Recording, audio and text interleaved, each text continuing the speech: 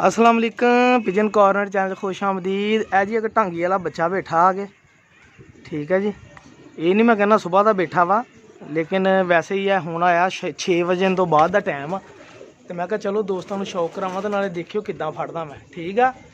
जरा शौक करे, दोस्त बड़े कहते तू दसदा नहीं फड़दा किद्दां वा, तो मैं चलो मैं कहा अज शौक भी करावां किद्दां फड़दा भी दिखावां।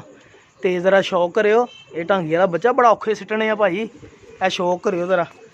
तो आवाज़ मेरी नहीं आनी, हुण फड़ के फेस शौक कराउणा तुहानूं।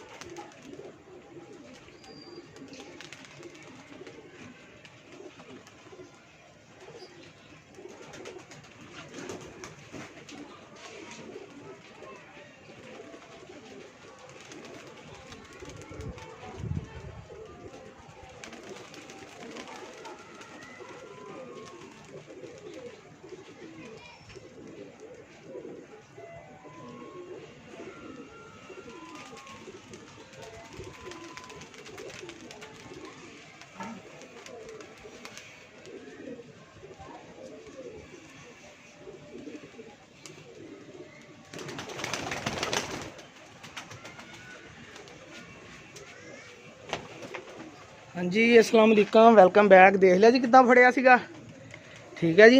ए देखो ए काली अख का बच्चा, ठीक है जी। तो ए देखो किन्ने पर दा वा जी, ये हैगा वा जी 1 2 3 4 5 6 पर दा जी, ठीक है। ओ सॉरी ये 4 पर दा वा, 6 पर हजे रहिंदे देखो पारे दे, ठीक है जी।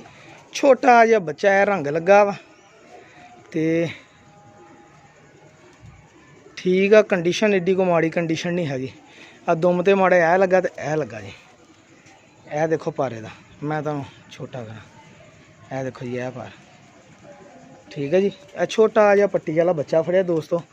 जोड़ माशाल्लाह इहदा वावा टैट आ, हड्डी भी पूरी गोल आ। शौकर मेरे भाई चैनल सबसक्राइब करो जी।